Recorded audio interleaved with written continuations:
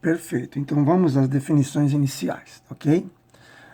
Então, eu repito aqui, ó. Quando eu tenho raiz enésima de A igual a B, nós queremos dizer que B elevado a N é igual a A.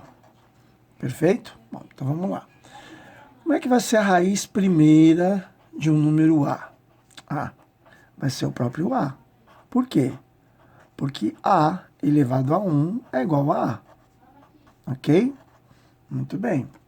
Quando eu tiver assim, ó, raiz quadrada de um número A, normalmente se coloca um 2, mas não precisa, tá? Eu posso omitir o índice. Então, quando aparecer só raiz de A, significa que é uma raiz quadrada. Ok? Vamos a alguma outra? Ó. Quanto que vai dar a raiz enésima de A elevado a N? Olha só. Qual é o número que elevado a N dá A elevado a N? É o A. Vocês concordam? Ó, se eu fizer A elevado a N igual a A elevado a N.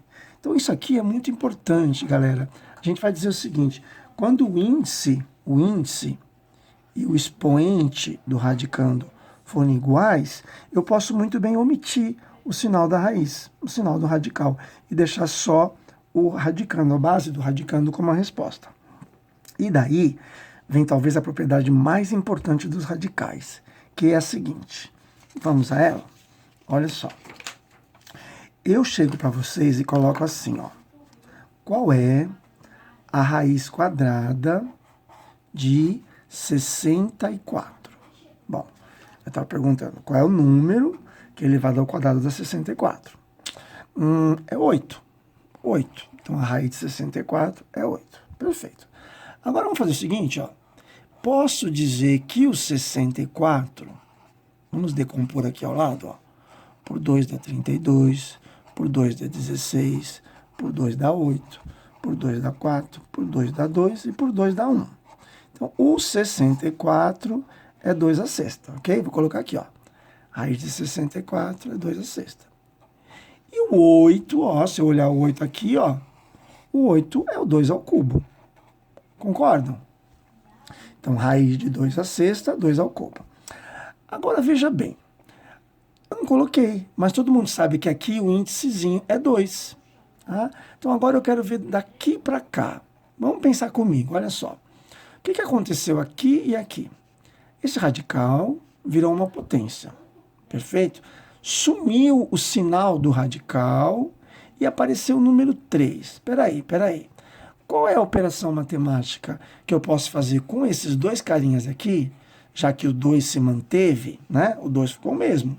Qual a operação matemática que eu faço aqui para dar 3? Muito bem. 6 dividido por 2, que dá 3. Certo? Então, olha só que interessante. O 6, que era o expoente desse radicando, ficou aqui em cima, numerador, e o índice, denominador. Então, olha que propriedade legal, ó.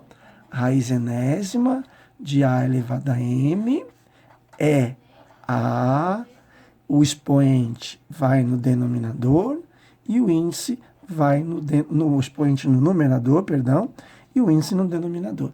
Então, esta é uma propriedade importantíssima. Todo radical pode se transformar em potência. Bom, mais uma coisa importante é o seguinte.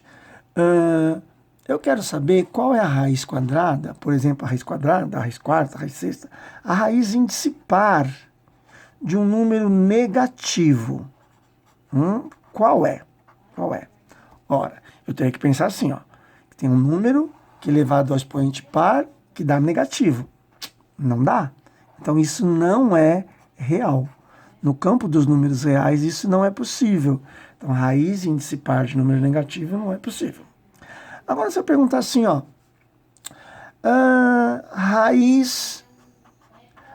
As raízes de 9. Raízes de 9. Bom, pergunta assim, quais são as raízes de 9? A pergunta é, quais são os números que elevados ao quadrado dão 9? Aí você me responde, professor, é o 3. E eu te digo, pode ser o menos 3 também? Pode. 3 ao quadrado dá 9, Menos 3 ao quadrado dá 9 também. Então, peraí. O número 9 tem duas raízes. A raiz quadrada de 9 desse jeito é 3, tá? Se eu fizer assim, ó, mais ou menos a raiz de 9, aí eu tenho mais ou menos 3.